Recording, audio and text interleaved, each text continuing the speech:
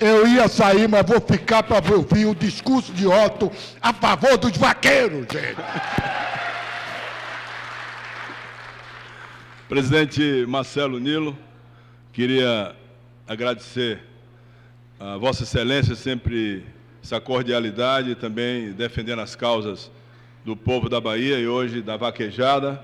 Saudar o vice-governador João Leão, que representa o governador Rui Costa, ao deputado Eduardo Salles, que propôs aqui a sessão, ao Gica, aos deputados todos que compõem a mesa diretora, a deputada Fátima Nunes, o deputado Adolfo Viana, o prefeito de Juazeiro, Isaac, ao deputado Leur Lomanto, os vaqueiros, em nome do Gilvan Vaqueiro, todos os vaqueiros que aqui estão, o presidente da Associação Valmir, os deputados que formam aqui na Assembleia, Luiz Augusto, Ângela Souza, o prezado amigo Alex da Piatã, Jurandir Oliveira, Timóteo Brito, que ia assumir agora como deputado, mas se elegeu prefeito de Teixeira de Freitas, o meu amigo Zezinho, de Lagoa Real, que defende a vaquejada, eu já tive algumas vezes na vaquejada de Lagoa Real, ao Léo, prefeito de Alcobaça, ao doutor Carlos, prefeito de Mucuri, o deputado Carlos Geilson, o deputado Bobô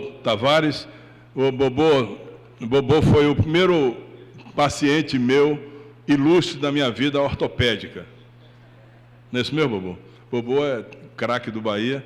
Eu operei ele com 19 anos de idade, ele rompeu os ligamentos, 18 anos de idade. E eu fui fazer o curativo numa casa em Itapuã, e dentro dessa casa de Itapuã eu bati na porta, não abriram, buzinei, não abriram, eu pulei o muro com a caixa de curativos, tinha 2 cães que quase me pegam, mas valeu a pena porque o Bobô virou um craque da seleção do Bahia.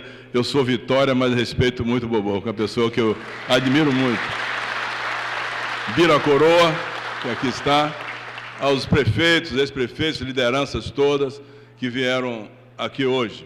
Olha, nós estamos já numa luta muito grande, que já vem lá da Câmara Federal, através de um projeto do deputado Capitão Augusto. Esse projeto veio para a Assembleia, veio para o Senado Federal, aliás, e lá eu pude relatar.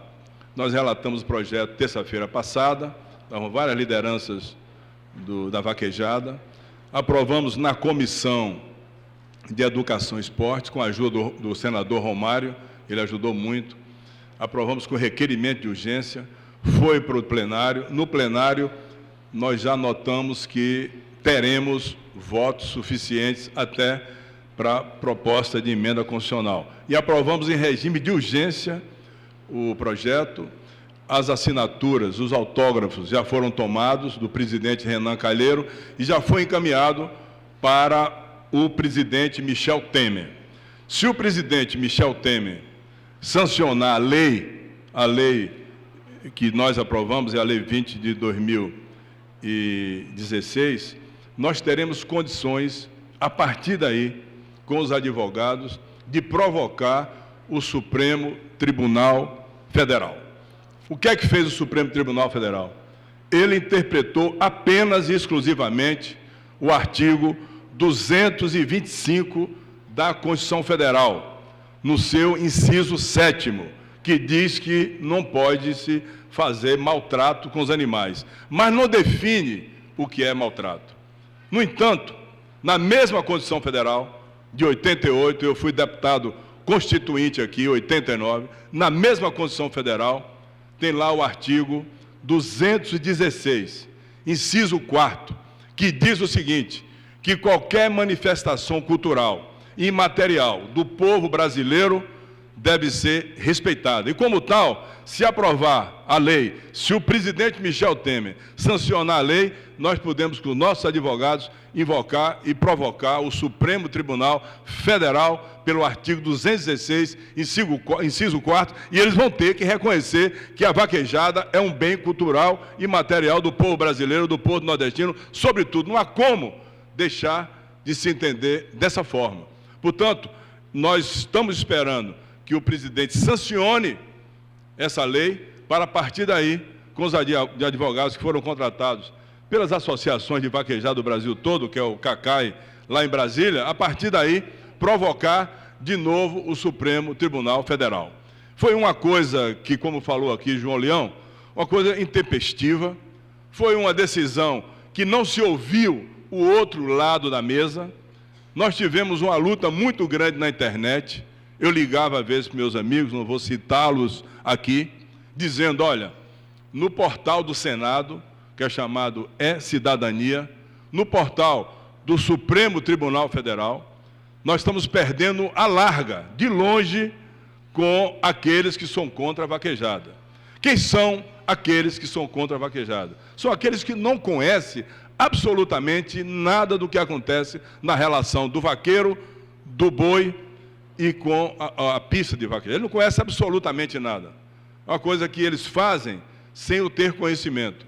E por trás disso, depois que eu lutei muito, entrei na internet, por trás disso eu posso dizer a cada um de vocês, tem o interesse econômico de quem é contra isso. Sabe por quê?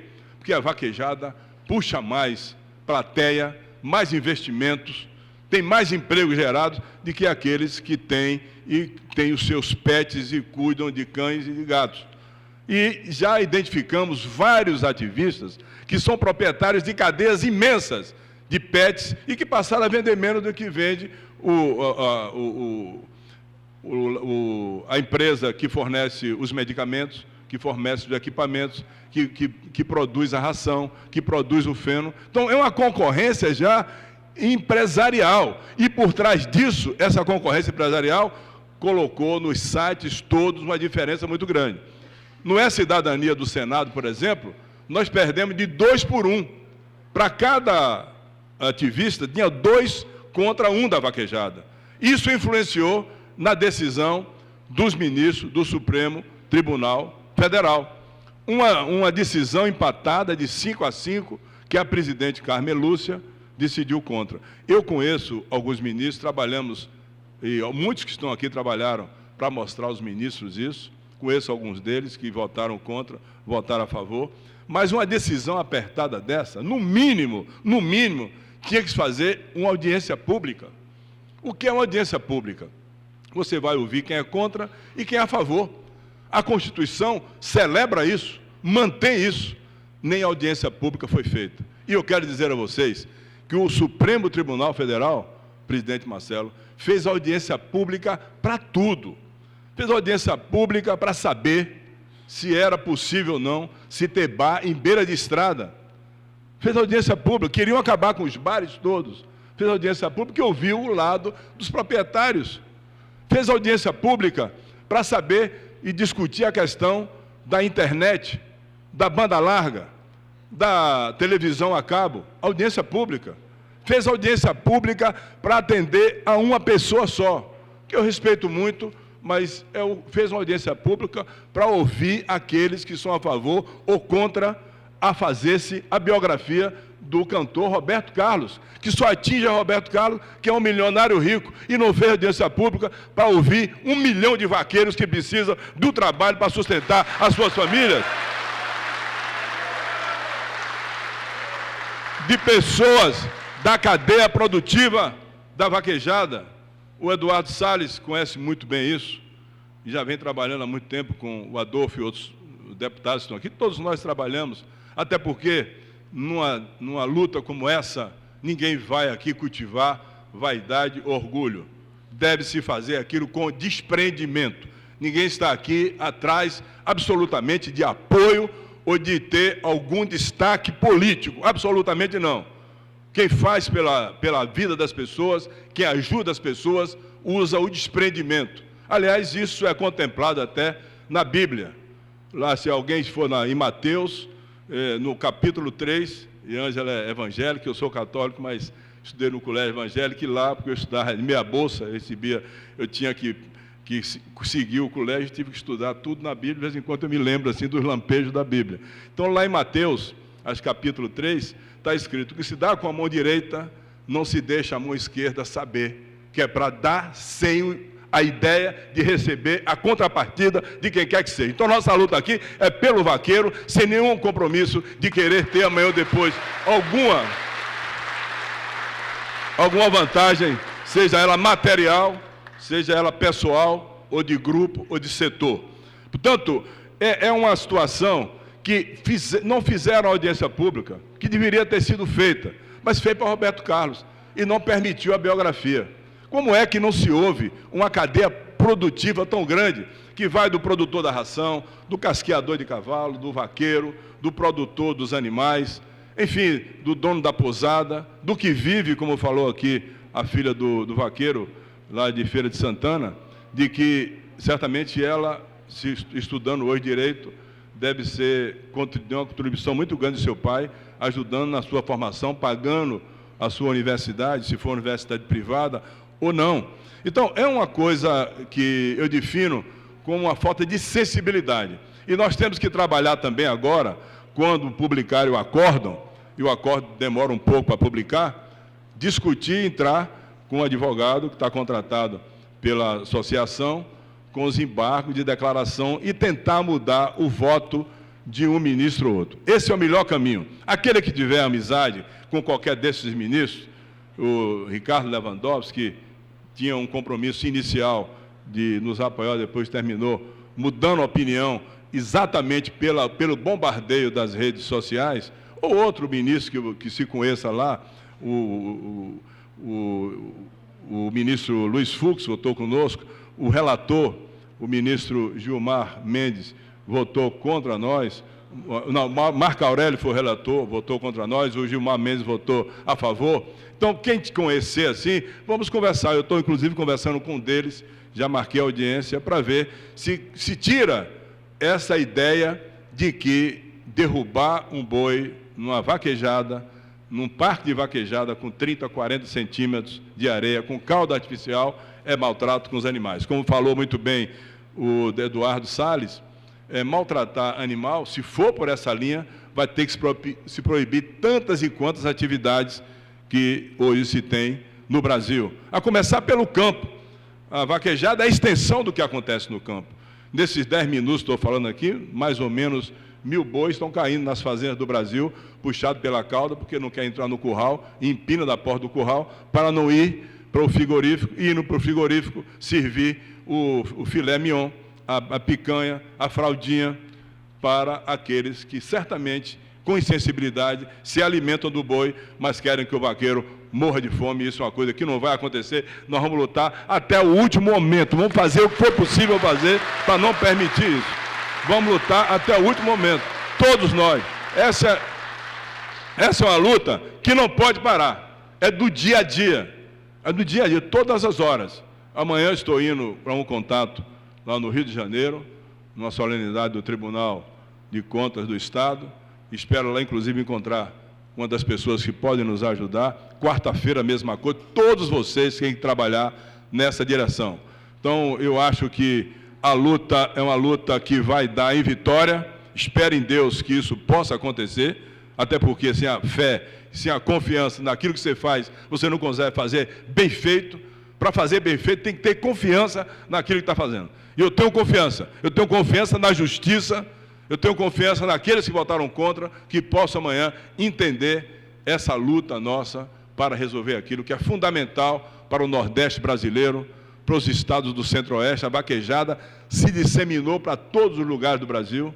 Quando eu falava lá e estava me contrapondo ao senador Antônio Anastasia, o presidente Romário, que terminou sendo um grande amigo nosso, colocou para votar essa matéria, o Romário lembrou de Xerém, lá no Rio de Janeiro, onde tem o Jonatas Dantas, que lá tem vaquejada, em São Paulo está começando a ter, no Centro-Sul está começando a ter, e o Anastasia, que foi contra, mas depois ele não obstruiu, isso é importante dizer, ele foi contra por convicção dele, e tem que se respeitar as convicções das pessoas, até porque é bom definir que a relação da democracia é exatamente essa, o campo de debate das ideias. Tem quem é contra e quem também é a favor.